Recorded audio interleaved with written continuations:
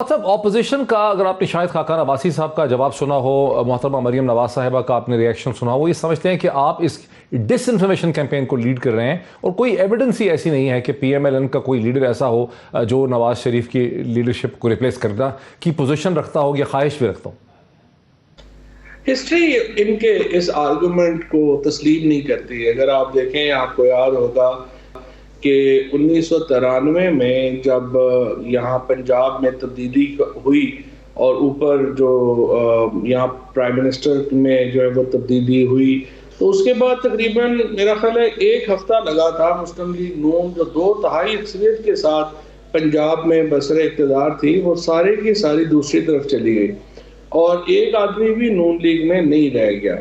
اب بھی جو اس وقت مسئلہ ہے وہ یہ ہے کہ نواز شریف ہمیشہ جب وقت آتا ہے وہ لوگوں کو چھوڑ کر باہر چلے جاتے ہیں، جس کی وجہ سے جو ایک لیڈرشپ ہے ان کی، اس میں ایک ریزنٹمنٹ ہے اور جائز طور کے اوپر ہے۔ اسپیشلی جو پارلیمنٹری پارٹی ہے وہ سمجھتی ہے کہ یہ طریقہ درست نہیں ہے کہ وہ اس طرح سے نواز شریف جو ہیں وہ لوگوں کو چھوڑ کے اور خود باہر چلے جائیں اور وہاں سے چاہیں کہ ان کے جو ایک ملٹی ملین ڈالر جو رہائش ہے وہاں سے بیٹھ کے وہ اور ان کے بیٹے بھی اور ان کے باقی رشتہ دار بھی باہر بیٹھے ہوں اور وہ یہاں پہ حکمرانی کر رہے ہوں۔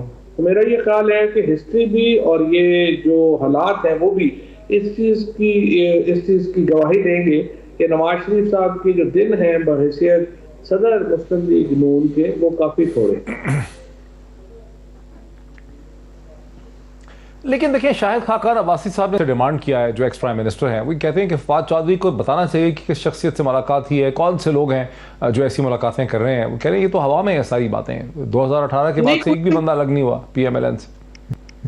نہیں، بات یہ ہے کہ جو آپ بھی یہیں رہتے ہیں اسلام آباد میں اور جو بھی باخبر لوگ ہیں ان کو معلوم ہے کہ یہ شاہد خاقان عباسی صاحب ہیں یا جو باقی دوست ہیں وہ کیا سوچتے ہیں، اور وہ یہاں پر جب اکٹھے ہوتے ہیں وہ بھی کیا گفتگو کرتے ہیں اور وہ کیسے نجات حاصل کرنا چاہتے ہیں نواز شریف صاحب سے۔ اور جو میرا خیال ہے کہ کوئی ایز غیر اتنی فکری چیز نہیں ہے۔ زیادہ تفصیل جو ہے وہ میں اس لیے نہیں بتانا چاہتا کہ میں چاہتا ہوں کہ نون لیگ کے جو لوگ ہیں وہ اپنی ہمت پکڑیں اور جو یہ انہوں نے عمل شروع کیا ہے اس کو پائے تکمیل تک پہنچائیں، کیونکہ ڈیٹیلز بتائیں گے تو پھر شاید اچھا نہ ہو بھی، لیکن یہ ڈیٹیلز ویسے ہی آپ کو پتہ چل جائیں گی جلد۔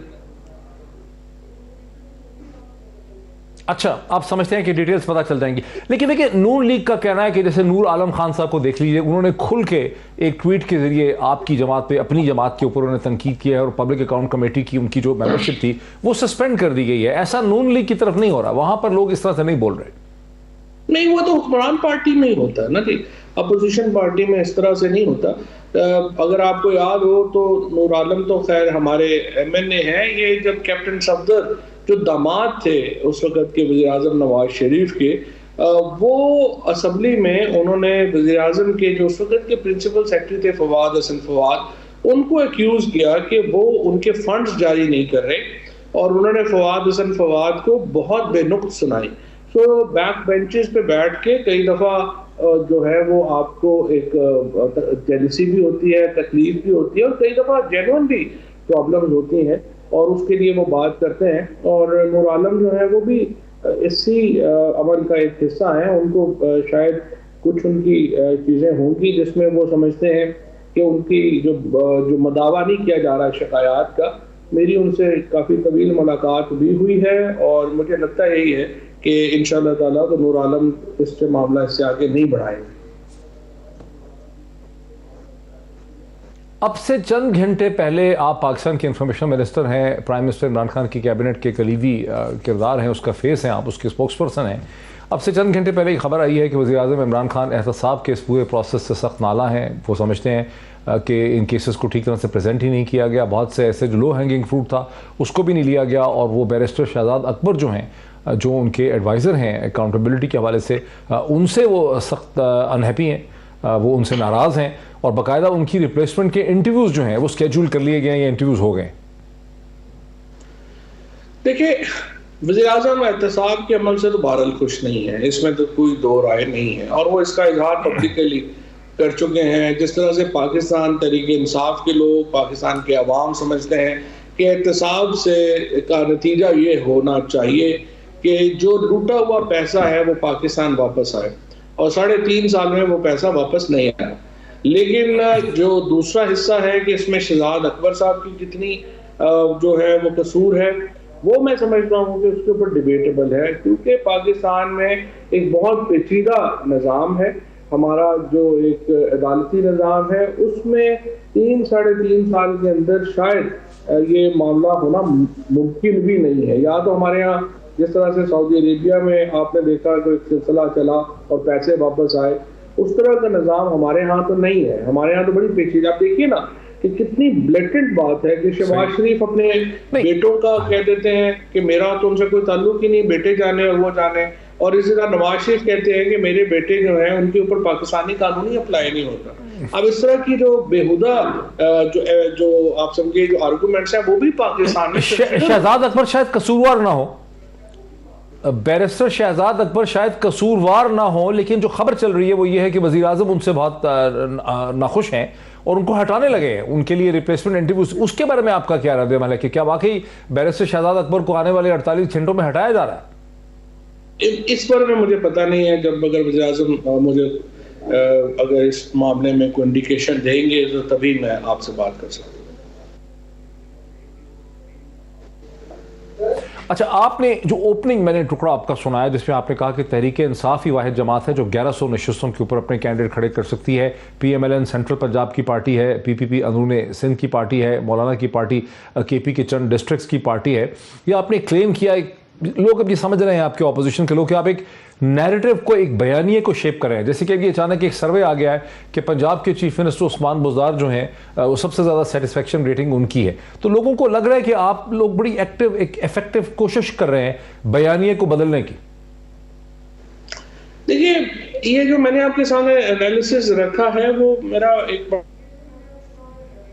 انالیسس ہے، اور اسی لیے میں سمجھتا ہوں کہ وزیر اعظم عمران خان پاکستان کے لیے انٹیگرل ہے، بہت لازمی حصہ ہے. عمران خان کسی وقت جس طرح سے یہ حیثیت بے نظیر بھٹو شہید کی تھی یا پیپلز پارٹی کی یہ حیثیت تھی کہ وہ چاروں صوبوں میں تھی، اس طرح کی جو جماعتیں ہیں وہ ایک ایسٹ ہوتی ہیں قوموں کا.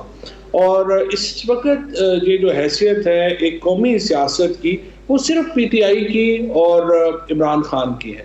اور قطع نظر اس بات کے کہ آپ پی ٹی آئی کا حصہ ہوں یا نہ ہوں، عمران خان کی اہمیت کو مانے بغیر پاکستان کی سیاست میں آگے چلنا ممکن نہیں ہے. اور میں یہ سمجھتا ہوں کہ جو پی ٹی آئی کی جو ڈیپتھ ہے اس وقت پاکستان میں وہ انپیرلل ہے، اور اس کو جو ایڈوانٹیج ہے تحریک انصاف کو اس ڈیپتھ کا، اس گہرائی کا، وہ آپ کو ہر وقت نظر آتا ہے اور اگلے الیکشنز میں آپ کو زیادہ مؤثر طریقے سے نظر آئے.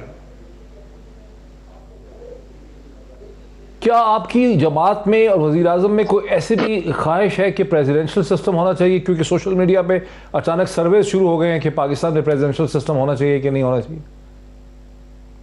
دیکھیے موہد، میری ذاتی طور کے اوپر میرا خیال یہ ہے کہ پریزیڈنشل فارم سے پھر پہلے آپ کو صوبے چھوٹے کرنے پڑیں گے. پاکستان میں اصل ڈیبیٹ جو ہے وہ یہ ہونی چاہیے کہ صوبے جو پاکستان میں ہیں ان کا ایڈمنسٹریٹو جو سٹرکچر اس وقت ہے، خصوصاً 18ویں ترمیم کے بعد وہ کیسے جو ہے وہ آگے چل سکے گا. اس وقت حقیقت یہ ہے کہ جو پروونشل ہماری جو گورنمنٹس ہیں وہ 18ویں ترمیم کے بعد کے جو چیلنجز ہیں ان سے وہ نبرد آزمان نہیں ہو پا رہی.